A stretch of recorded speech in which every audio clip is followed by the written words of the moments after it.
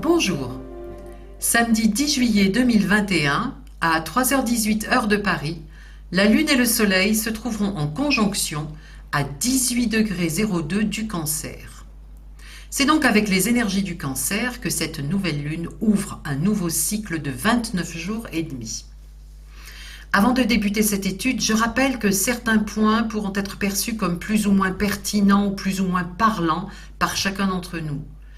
Les résonances des différentes caractéristiques de cette carte du ciel, comme d'ailleurs pour toute analyse de transit ou de nouvelle lune ou bien de pleine lune, les résonances dépendent en bonne partie du thème natal de chacun. Ceci étant dit, maintenant, commençons par regarder le mythe de l'hydre de Lerne auquel se rattache le signe du Cancer. Ce mythe correspond à la deuxième épreuve des travaux d'Hercule. Après l'épreuve du lion de Némée, Eurysthée ordonna à Hercule, Héraclès pour les Grecs, de tuer l'hydre de Lerne, monstre né de Typhon et d'Échidna.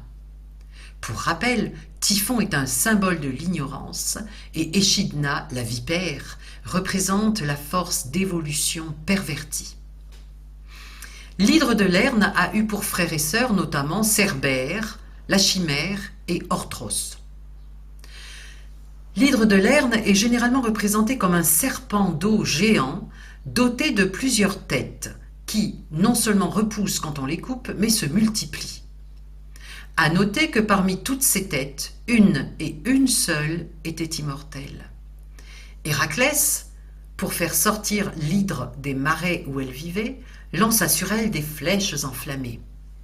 Alors que le combat était engagé et qu'Héraclès voyait les têtes repousser et se multiplier après qu'il les ait coupées, la déesse Héra lui envoya un obstacle supplémentaire sous la forme d'un crabe géant qui lui pinçait le pied.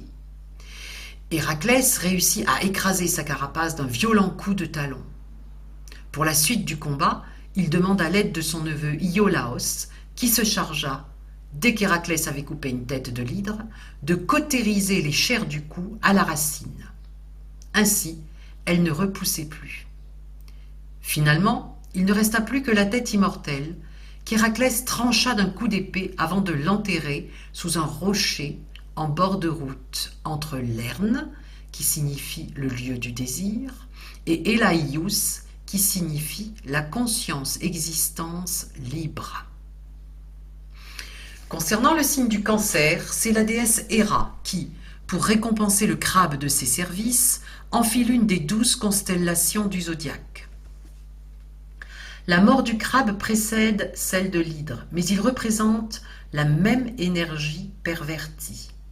Une énergie qui fait que l'ego veut se saisir de ce qu'il croit ne pas posséder et donc ainsi combler un manque.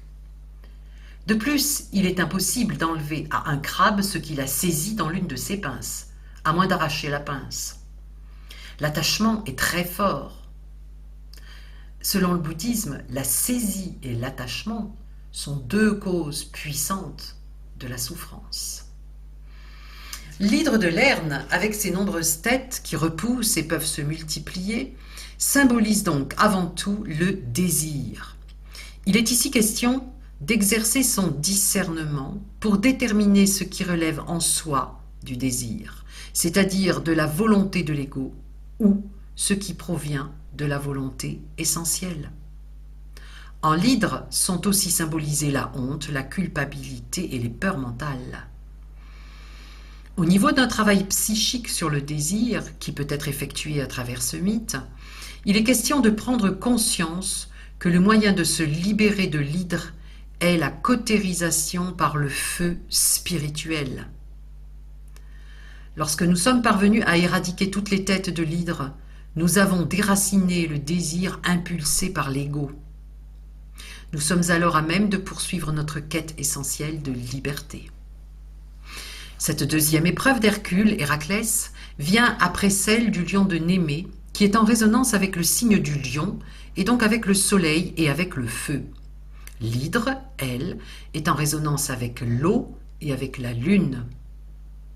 En astrologie, dans le signe du Cancer, la lune est en domicile et le soleil est en chute. L'eau du Cancer représente l'eau originelle. Avec ce signe, il est question du passé, de l'hérédité, de la mémoire. C'est le signe de la famille, des parents et particulièrement de la mère, du foyer, de l'intimité. Nous sommes dans le monde de l'émotion, d'une grande réceptivité. C'est aussi notre inconscient, avec ses peurs et ses désirs obscurs. La carapace du crabe est une enveloppe qui protège tout ce qui est intime, tout ce qui est interne, notre inconscient avec ses peurs et ses désirs obscurs. La protection est une caractéristique du Cancer. Se protéger lui-même, prendre soin de lui, mais également prendre soin des autres, des enfants en particulier. Si la Lune au niveau individuel représente notre personnalité, notre part féminine, réceptive, notre inconscient, nos besoins fondamentaux, la Lune peut également représenter la conscience collective et donc la foule, le public et même la démocratie. Cette nouvelle Lune en Cancer va donc favoriser les activités en famille, les soirées souvenirs, l'évocation nostalgique du passé sans manquer de rappeler que c'était mieux avant. La période peut être riche en émotions et il peut y avoir une certaine propension au rêve. Certains vont peut-être se lancer dans des recherches généalogiques ou reprendre contact avec d'anciennes connaissances. Il va être question de prendre soin de soi et de ceux que l'on aime. Ce début de période estivale, où beaucoup sont en vacances, peut se révéler être une période de ressourcement bienvenue et reconstituant, surtout après l'année que nous venons de passer avec les événements sociétaux qui ont touché chacun d'entre nous. Le trigone de la nouvelle lune à Neptune rétrograde, qui est chez lui en Poisson, donc puissant, amplifie la propension au rêve, à l'imagination, la sensibilité, mais il peut aussi apporter son lot d'illusions, de la confusion, du mystère. Un attrait pour la spiritualité peut se faire jour ou, pour les personnes qui cheminent déjà, un regain de motivation sur leur chemin. Le sextile à Uranus peut conduire à des prises de conscience inattendues et très transformatrices en ce qu'elles peuvent concerner nos attachements, en particulier à notre mère, la nature de nos désirs, notre dépendance à quelqu'un ou quelque chose, notre besoin de sécurité, des expériences de notre enfance. Et cela dans un contexte émotionnel très fluctuant et intense à la fois. Les autres aspects à cette nouvelle lune sont des aspects dynamiques. Pluton, en opposition, amplifie l'intensité de la sphère émotionnelle et l'instabilité des humeurs et des états d'âme. Le carré de Chiron va apporter beaucoup d'impulsivité, voire de l'agressivité, du fait d'une certaine difficulté à affirmer clairement qui l'on est profondément et ce que l'on veut faire. Le défi est de parvenir à contenir le flot émotionnel pour exprimer clairement notre volonté. Quant au semi-sextile à Mars, qui est en exaltation en Lion et conjoint à Vénus, il vient appuyer le défi de l'expression de notre volonté, de notre désir d'action, Mars, lié à nos valeurs, Vénus, tout en restant en contact conscient avec nos émotions et nos sentiments, nouvelle lune en Cancer. Ceci étant, la conjonction Mars-Vénus est en trigone à Chiron. Si nous relevons ce défi, nous aurons avancé dans la guérison de notre individualité, Chiron en Bélier, et cela aura en retour un effet bénéfique sur nos émotions. Il est à noter que cette conjonction Vénus-Mars est elle-même carrée à Uranus et opposée à Saturne rétrograde. Uranus est en chute en Taureau et Saturne en domicile en Verseau, dans son domicile traditionnel d'avant la découverte des transsaturniennes.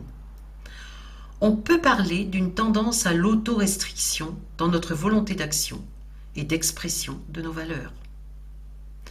Un autre aspect de ce thème de nouvelle lune doit retenir notre attention puisqu'il concerne justement notre expression et notre communication. Il s'agit de Mercure qui forme un trigone à Jupiter rétrograde. Mercure est en domicile en Gémeaux, donc puissant, et il est par ailleurs maître de l'ascendant dans ce thème monté pour la France. Jupiter est également en domicile, son domicile traditionnel en Poisson, d'avant la découverte des transsaturniennes. Cet aspect peut nous aider à exprimer, à mettre en mots ce que nous voudrions changer dans la société, de nouvelles valeurs et ou le retour de certaines autres, valeurs que nous avons conscientisées, intériorisées et digérées. Mais Mercure est également carré à Neptune rétrograde en domicile en Poisson et semi-sextile à la Lune noire. Nous retrouvons là un obstacle à cette expression. Neptune apporte souvent de la confusion. Sa rétrogradation demande d'intégrer la dimension spirituelle à tout ce que nous conscientisons. Le contexte sociétal actuel, qui pour beaucoup est source de difficultés matérielles et pour plus nombreux encore de peur et de souffrance quant à la pensée de tomber malade, voire de mourir, ce contexte qui devrait nous amener à nous poser les justes questions fondamentales de notre existence, d'où venons-nous, quel est le sens de la vie, pourquoi mourrons-nous, quel but pour l'humanité, etc. Ce contexte fait que, en lieu et place de cheminer spirituellement, il y a comme une rétractation de l'âme, l'émergence du sentiment d'être perdu et surtout, le plus tragique, la tentation de tomber en désespérance.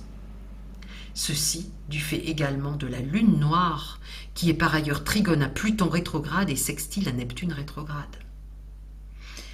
Mais un peu de lumière peut éclairer ces ténèbres, ou, selon le vécu de chacun, dissiper quelque peu la brume épaisse, avec Chiron sextile à Saturne rétrograde.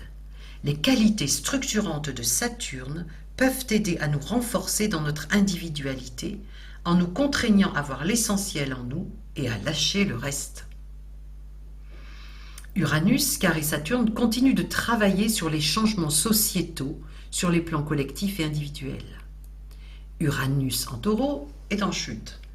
Nous vivons certes des bouleversements, des changements rapides, des avancées scientifiques fulgurantes, ne serait-ce qu'avec la mise en place des vaccins à ARN messager et la généralisation de la 5G, entre autres innovations, et cela dans un temps record.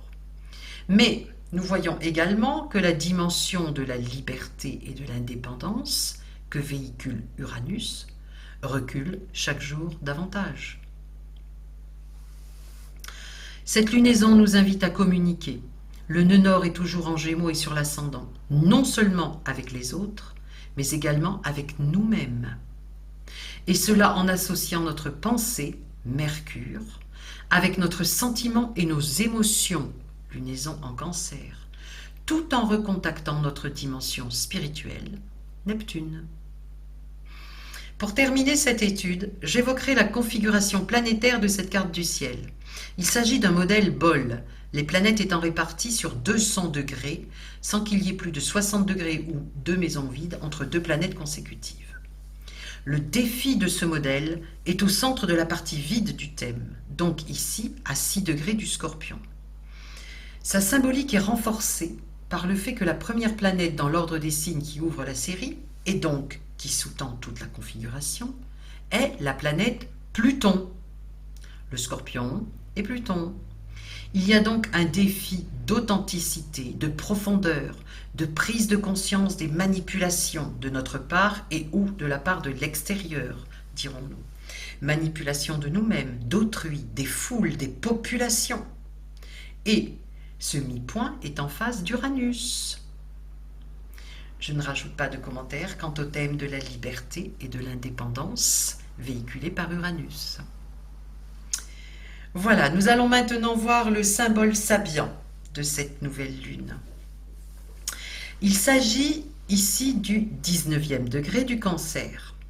Il est intitulé « Un prêtre célèbre un mariage ».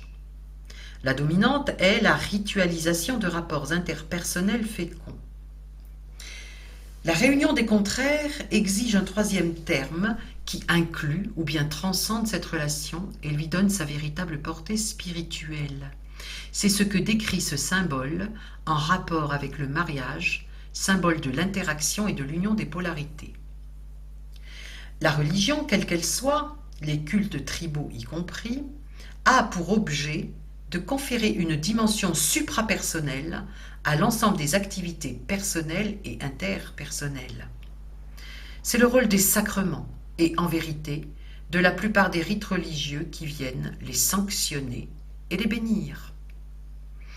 Cette étape nous donne la technique élémentaire employée dans tous les mécanismes d'intégration sociale et collective effective. Cette technique prend la forme de rites socioculturels et s'exprime donc aussi dans le domaine des affaires et de la religion. Chacun accordera de l'importance à un passage de ce texte plutôt qu'à un autre. Pour ma part, je retiendrai la nécessité de la dimension spirituelle pour transcender toute relation. Cet aspect des choses nous invite à privilégier le côté lumineux de Neptune, qui est le développement de notre capacité à nous relier au monde spirituel, et donc d'éviter l'écueil de son côté sombre, qui est de nous bercer d'illusions, de trop rêver ou d'être dans une grande confusion. La nouvelle lune en Cancer, en trigone avec Neptune en Poisson, valorise l'élément eau. Pour rappel, l'élément eau est associé au corps éthérique. Lorsque nous nous intériorisons profondément et que nous méditons, nous sommes dans notre corps éthérique. Et là, nous sommes en mesure de nous relier pleinement au monde spirituel. Tout travail individuel dans ce sens permet, entre autres choses, d'améliorer grandement notre capacité à nous relier de manière juste avec nos proches, mais également avec tout un chacun. Pour terminer, le côté numérologie tarot, je vous propose de regarder les arcanes du tarot qui correspondent à la date de cette nouvelle lune. Donc le 10-07-2021 nous donne 13 ou 22 selon la méthode de réduction utilisée. L'arcane 13 est l'arcane sans nom et l'arcane 22 est le mat. L'arcane sans nom est souvent associé à la mort. En fait, il est avant tout question de se débarrasser de tout ce dont on n'a plus besoin pour avancer. C'est l'arcane des transformations radicales et définitives. Il représente des changements conscients ou inconscients, souhaités ou subis. Le mat, lui, représente le principe de l'évolution. Le personnage est en chemin, un animal le pousse. Le mat ne semble pas savoir exactement où il va, mais son instinct le pousse dans une direction et il choisit d'avancer dans cette direction. Pour en revenir à notre actualité, nous pouvons nous interroger afin de savoir si ce qui nous pousse à agir ou à ne pas agir, à penser d'une certaine façon ou bien d'une autre, à nous relier aux autres ou bien à nous en distancier, est-ce que tout cela est bien notre volonté vraie ou bien celle d'un autre ou de plusieurs autres ? Je vous remercie pour votre écoute et vous souhaite une très belle nouvelle lune. À bientôt.